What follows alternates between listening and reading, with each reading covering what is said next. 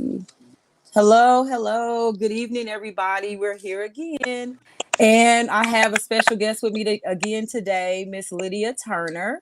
And I'm excited. Last time we had a really good conversation about birth disparities, and she actually surprised me by telling me she was a doula. So I'm very excited to have her back again today. And she has a great organization that she's starting right now. Really getting into and spreading the word about it. Her main page, I think, is on Instagram, and it's Brown Mama Soul Care, and then it's Brown Mama Doula, right? And both those are on Instagram, so you guys go check her out. Doing really good things. She's obviously not taking any live births right now because of COVID-19, but you guys can actually do some virtual conversations with her, and she can reach out to you that way digitally. So you guys can reach out to her on there as well. So anyway, I'm so happy you guys joining us this evening, and I'm so happy she's here with us this evening, and we're gonna jump right into it. So, Miss Lydia, why did you start Brown Mama Soul Care, and what was your passion behind this? Um, so Brown Mama Soul Care came out of I have a 1 year old, and in December she was like 6 months old, and I was like burnt out already being a new mom. Oh my I live gosh. in a very rural area, so I'm not around a lot of people. And I mean, just being a stay at home mom and not interacting with any other adults all day long can really get to you. And so, Mm-hmm. wanting to connect with other moms in the same situation and wanting to address not only physical needs, but like emotional, spiritual, and mental needs. Like, I feel like there's a lot of mommy groups out there, right? And it's like the Mm-hmm. practical stuff, like sleep schedules and when to start solids and all that stuff. But there wasn't a lot about like, hey, like emotionally, I'm feeling overwhelmed, or spiritually, I met a God because I thought this mother thing would be, all that. And Mm-hmm. And it's or just not. even like, I can't stand my husband right now. He's not like doing what I want him to do, and I need him to be better at this point. So it's like I wanted to create a space for women to come together or mamas to come together to be able to talk about those things and get encouraged. Wow. So it sounds like, I know this is like, I don't know, it might be a stretch, but it sounds like that book, those book series, Chicken Noodle Soup for the Soul. Do you know what I'm talking about?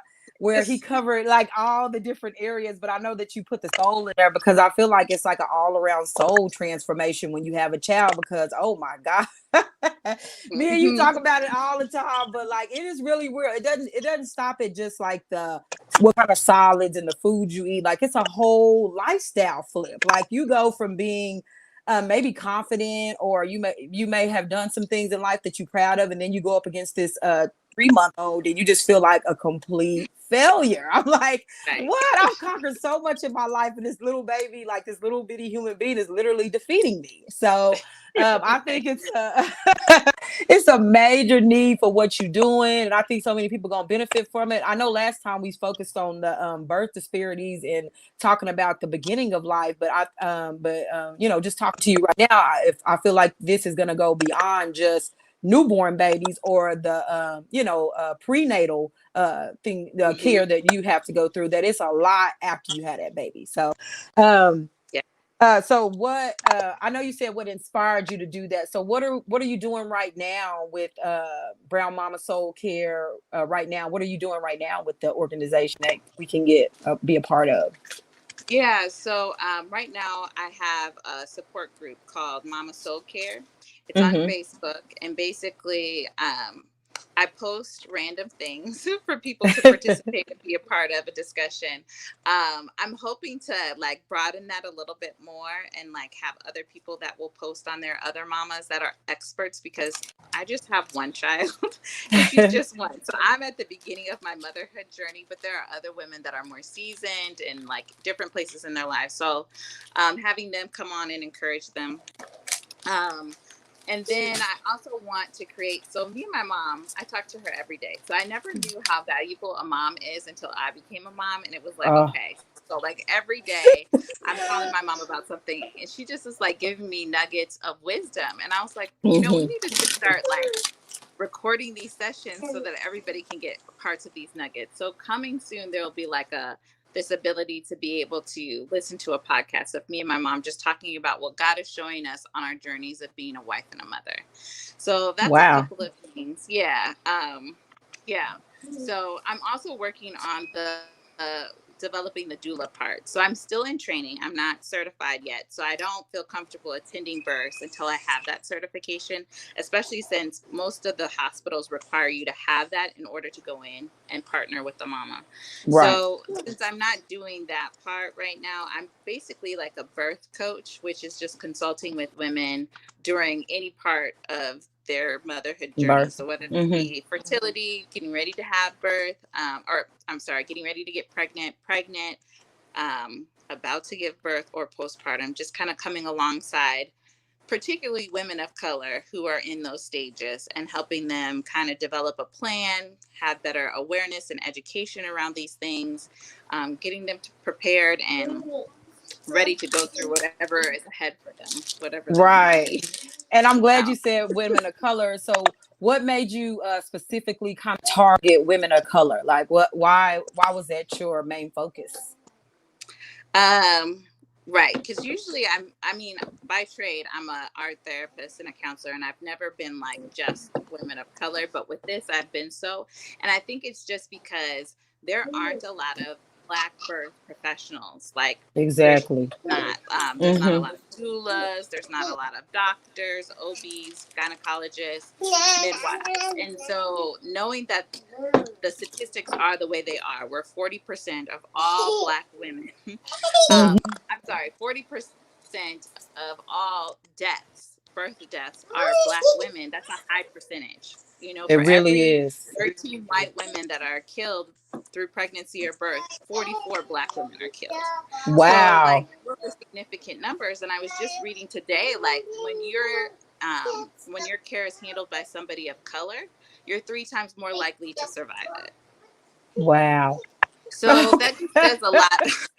And Right. I'm like, okay, so like That's scary. obviously there's some indication that we get better care when we're under people who see our value, Mm-hmm. and want us to succeed. And so I just feel like at this point we really need to take back birth. So yeah. Right. Wow, that's Hmm. really scary. I actually seen a post on someone's page, one of my friends, and she had posted that, she doesn't have kids yet. She's a younger lady, but she hadn't had kids. But she said that if I have kids, I don't want the person delivering my child to be a person that's not of color. And a lot of people came after her, attacking her. This girl happens to be biracial, so she obviously has both races. So I'm sure she's not doesn't hate her own self, but she understands what happens when you step outside of that. And me and you both already talked about our experience. But I did come to her defense. I didn't know all the statistics, but I think that her post was valid because it is very true from what you just said. Like, it's a very high chance that if I have someone that is not of color helping me deliver my baby, that is a high chance that we may not survive, me or my child. So I think Right. this is so good. I really think it's important to have somebody on your team as an advocate. So how do I get in touch with a doula? How do I get an advocate on my team to be? Because a lot of people don't even know how to reach birth assistance or how to even get it. Yeah, so if you're looking for a person of color, there's two that I know of, and I'm still researching to see if there's more.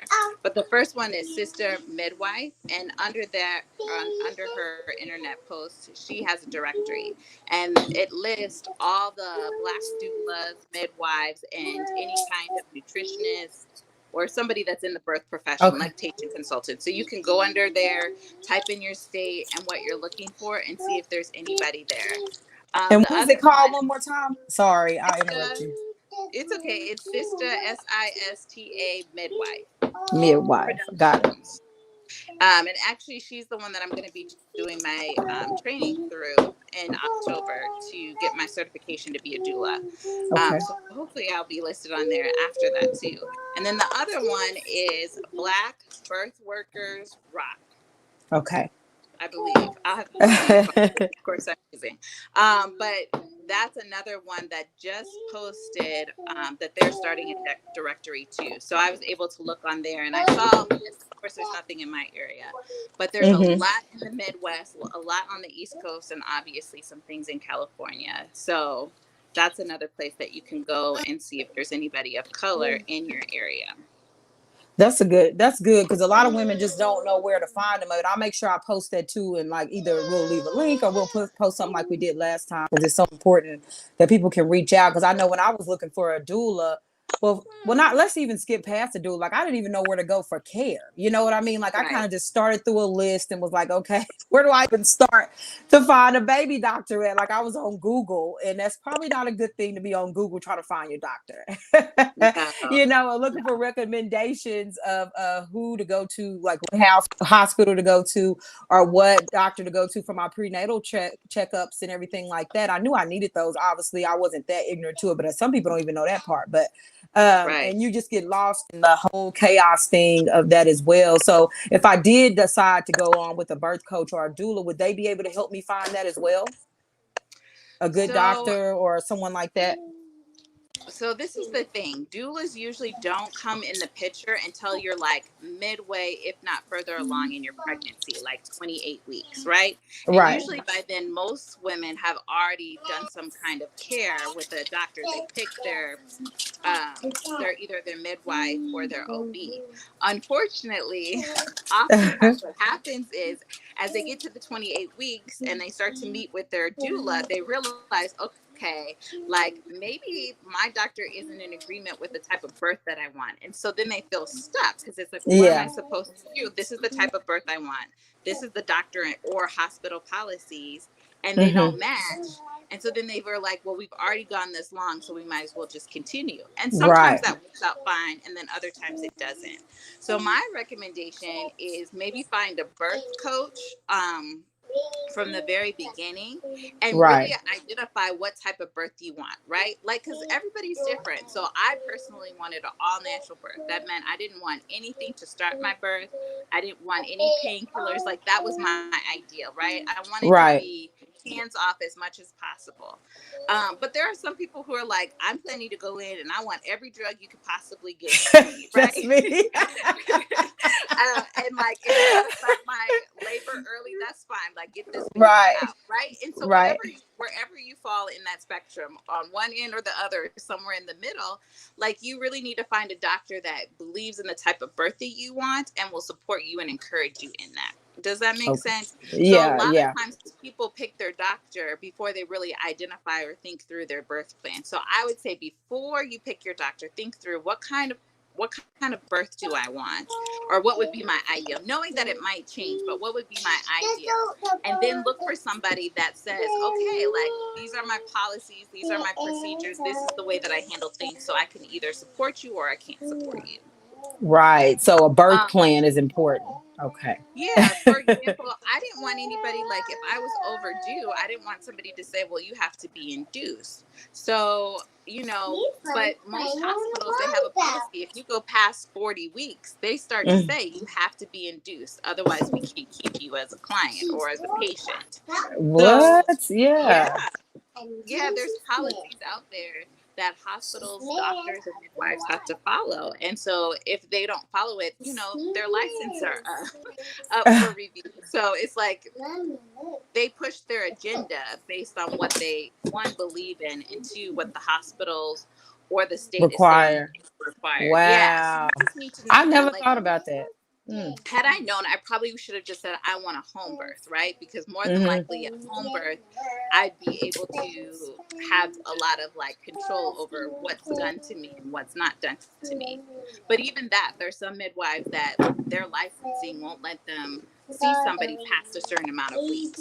So if you're Mm. overdue, they might start to pressure you. You might have to transfer your care. So it's really good to know like what your birth plan is and to have some questions for whoever your potential OB or midwife is so that you can really know, is this person going to help me and support me in my birth, or are they going to be somebody that I'm continually always defending and fighting for my rights? Right. So this is not I didn't discuss it with you ahead of time, but what are some of the for new brand moms who have never had a baby, what are some questions we should be asking at that first doctor's appointment or as we're searching for a birth coach?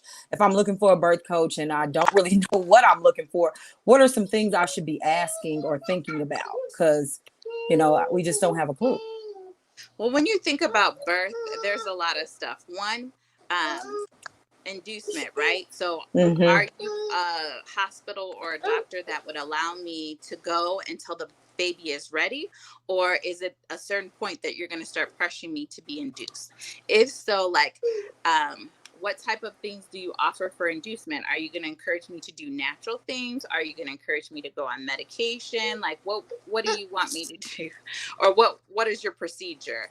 Um, how many C-sections have you performed? If it's more than 40%, I would say even if it's more than 20%, you should be scared. Like, this is a hospital that instead of allowing you to naturally Mm-hmm. give birth, they're going to encourage a C-section. So, like, if it's a high number of percentages of C-sections they do, that would be something you would want to know.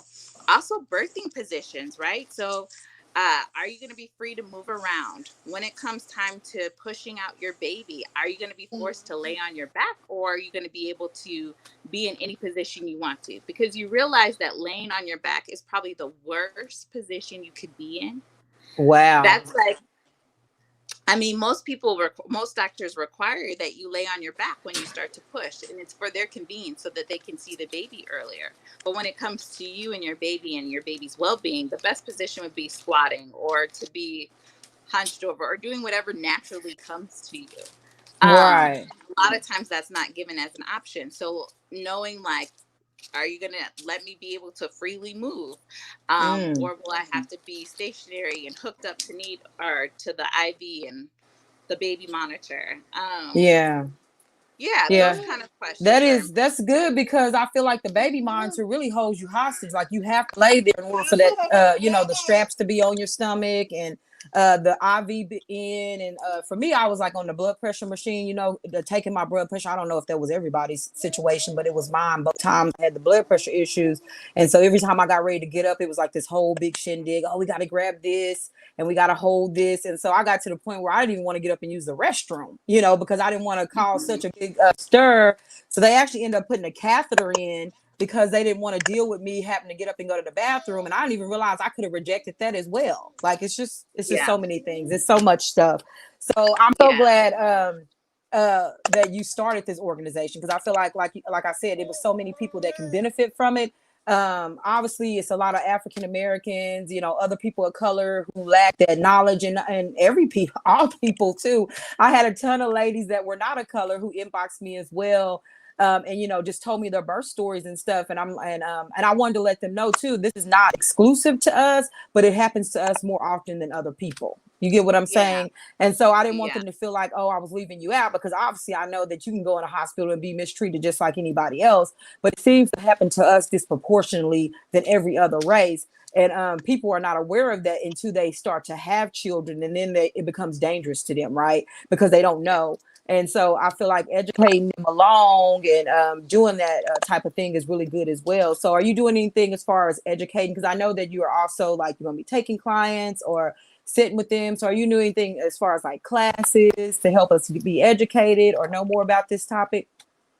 Yeah, so I'm like in the beginning stages of developing what this is going to look like. And I feel Right, like the right. only way that I can really do it is really know the needs of the people that are seeking services. And Mm-hmm. so something that I am going to actually starting next week, Wednesday, is Mm-hmm. um, Brown Mama Meetup, which is basically on Wednesdays, 10 my time, 12 noon central for 1 hour.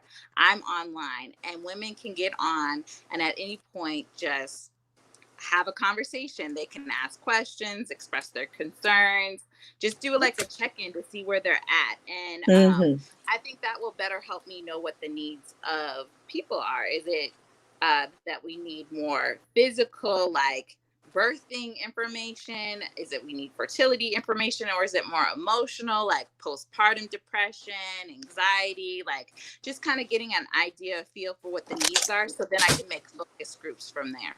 Oh, So that's yes, good. starting next week Wednesday, it's just 1 hour. I'm on there. People can come and go as they want, and we'll just kind of like support and encourage one another too. I'm hoping that other mamas will be on there that have wisdom to share. So if somebody's looking for advice, it wouldn't just be my opinion they would be getting, but other women's opinions too.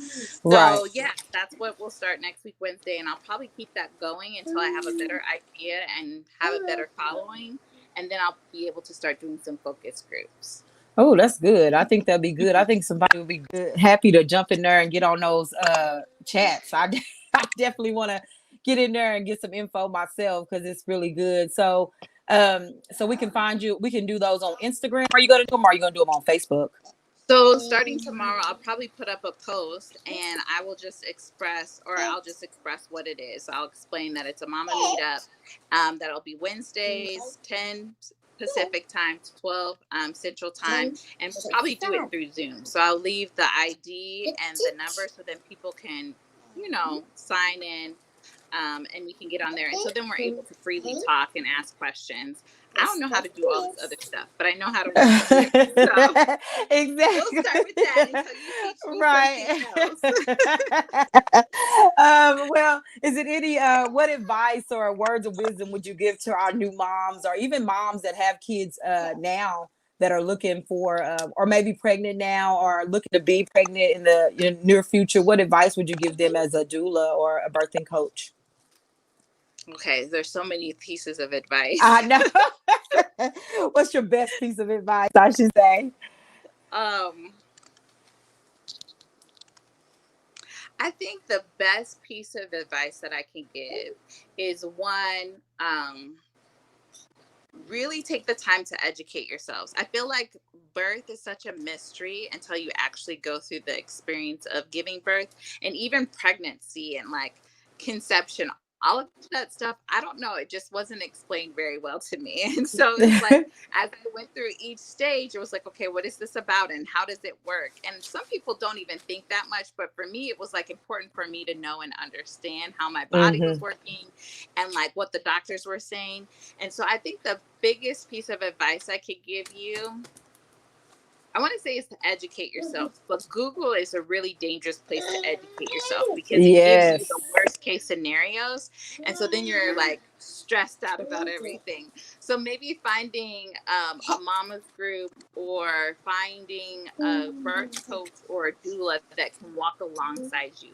And even if that's not possible, maybe like somebody that's very informed about birth. I have a friend who is none of those things. She's just my friend.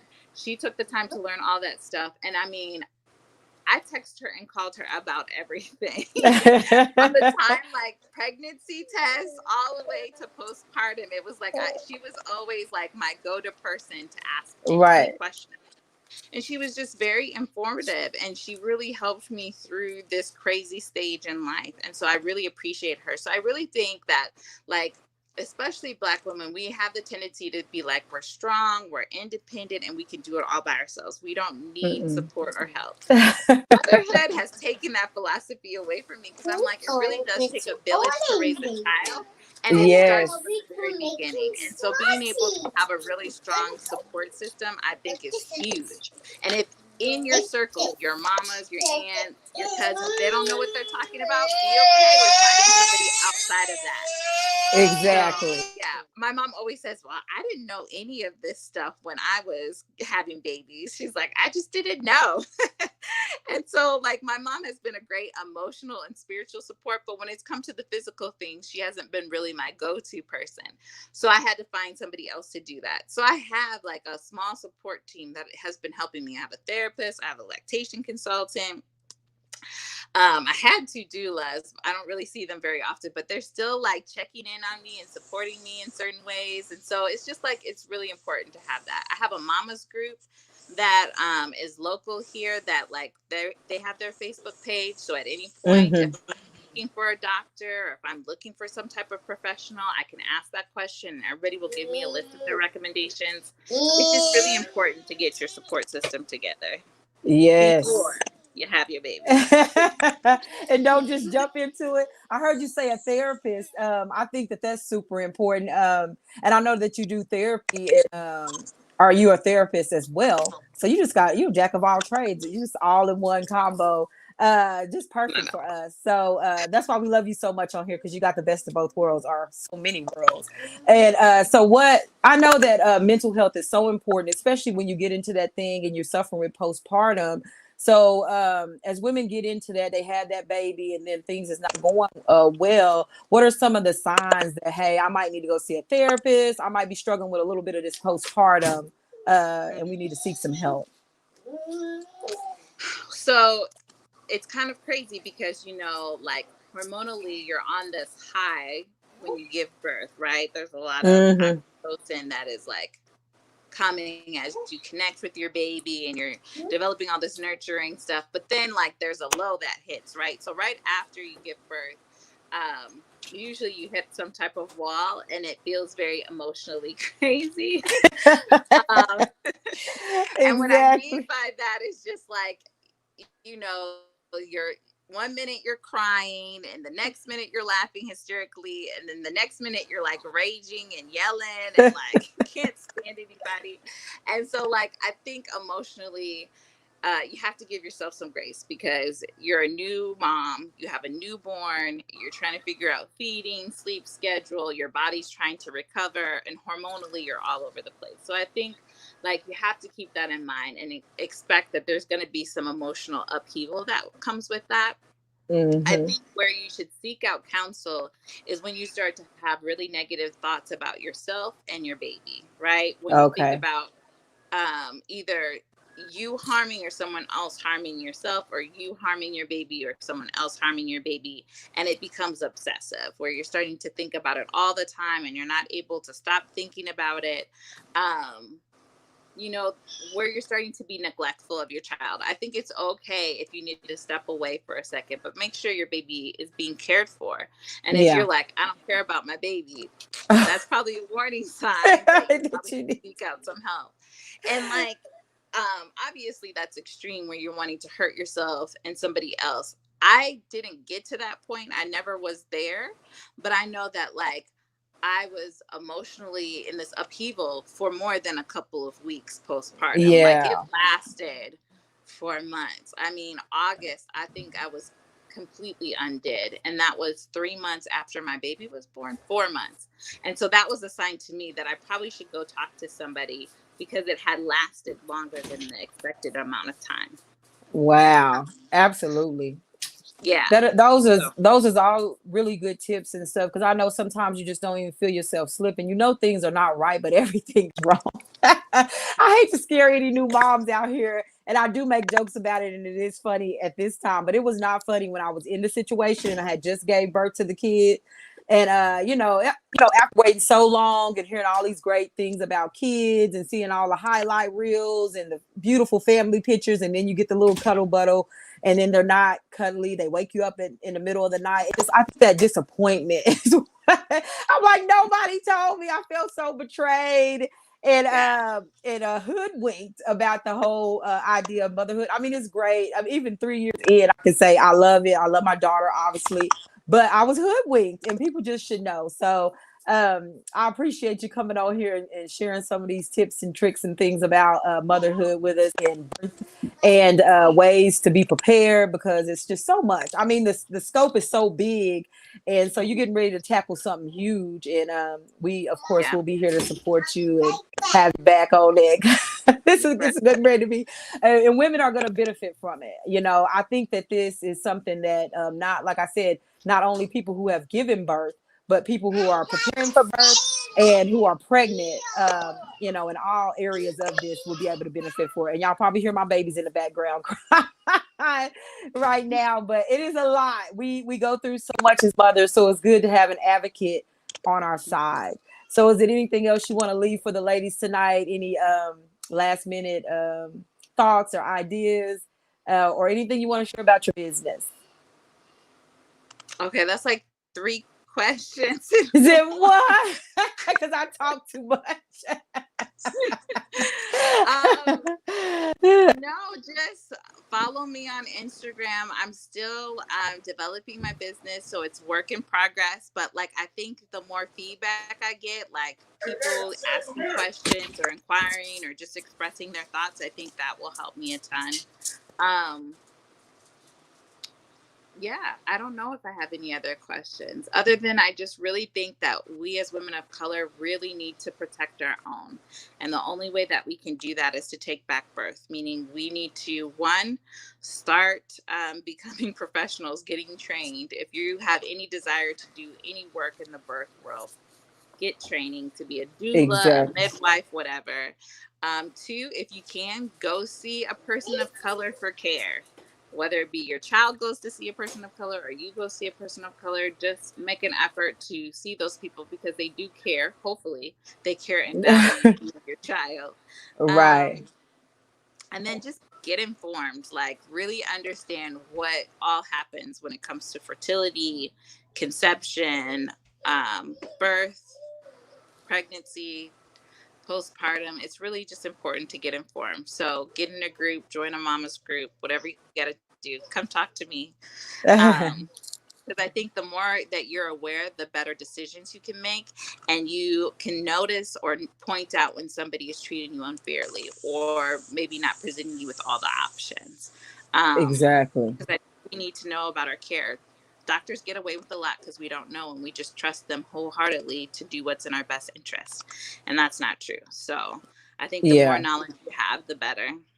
Yeah, I really agree with you because knowledge is definitely power. And if I would have knew what I know now, I would have made some very different choices in my birth plan and the whole thing. Obviously, I wouldn't have went to the hospital I went or picked the doctor that I picked, you know. So that's a good point. But like I said, I appreciate you coming on and talking to us and letting us know about all the different things that we covered tonight. It was always informative and it's always good when you come in and talk to us. And of course, I'm going to have you back. I'm going to keep on and bringing you back because every time you come back, I learn something new or I find out something that I didn't know before. And I'm sure the ladies do. They always have a ton of questions for you. So I'm sure people will be hitting you up and letting you know. But we appreciate you and thank you for coming. Thank you for having me. Of course. All right, ladies. All right, ladies. I'll leave her information in the chat box underneath so you guys can talk to her. She can't see all the comments, but I'll post them in the group, and I'll also post them on my Facebook ministry page, so you guys check it out over there. All right. Thank you, guys. Have a good night. Bye.